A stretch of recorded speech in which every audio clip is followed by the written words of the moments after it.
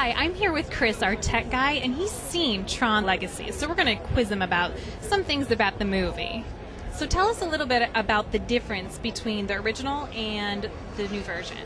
Well, the original Tron was an evolutionary movie. It was one of the first movies made with computers, like way back in the 80s. Tron Legacy is more of an evolutionary movie, because we already have so much high tech nowadays, and it's interesting to see a reinterpretation of the Tron world with today's technology. Because back in the 80s, there was no internet or anything, but now we really do have a virtual world of our own to compare it to.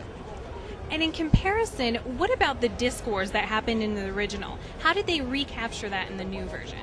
The game was a little bit different because they played it in glass cubes, and they could smash out parts of the floor and try to trick their opponent down into it, which would be, of course, death for them. And it was really awesome. Very cool. Now, speaking of Jeff Bridges, he was in the original, and he's in this one. Talk about how they decided to make him young looking. All right, well, in this movie, Jeff Bridges is playing his current age, but also his younger self as Clue. And how they de-aged him is they put up a camera rig on his face with cameras all around his head, and they digitized every movement of his face throughout the movie. And then what they did was they took stock footage of him from 30 years ago and applied it to the digital skeleton, so it actually get the mouth movements and all the facial expressions just as it would have looked 30 years ago. Nice, nice. Now, as for 3D, in comparison to other 3D movies you've seen, like Avatar, how would this movie kind of compare to that? Well, this is by far the best 3D I've ever seen. It was mostly the effect of how they used it. They used a lot of background 3D. It wasn't all the in-your-face 3D.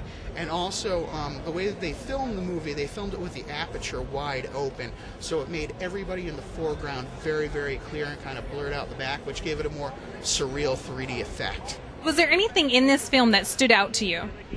Yes, actually there was. In the beginning of the movie, Kevin Finn's company makes software for computers, and they were working on their OS 12, which is a spoof on Apple's OS X. Now, in regards to the storyline, how did you feel about the story? The story was pretty good. It started out and they basically give you an overview of the past. What happened, how, the Tron world came about, and then the reinterpretation with the modern updates. One of my favorite parts in it was actually the portal, which is the bridge between Tron world and the real world. And it's very symbolic of the 21st century digital divide. The separation that we actually have now between us and the digital world and how we're moving into it, because it's not going to be long until you yourself are being digitized and put on the internet. Interesting. Imagine experiencing the internet without having to use a mouse and keyboard and looking at a screen. You would actually be in it. That sounds very interesting. Thank you so much, Chris. Sure.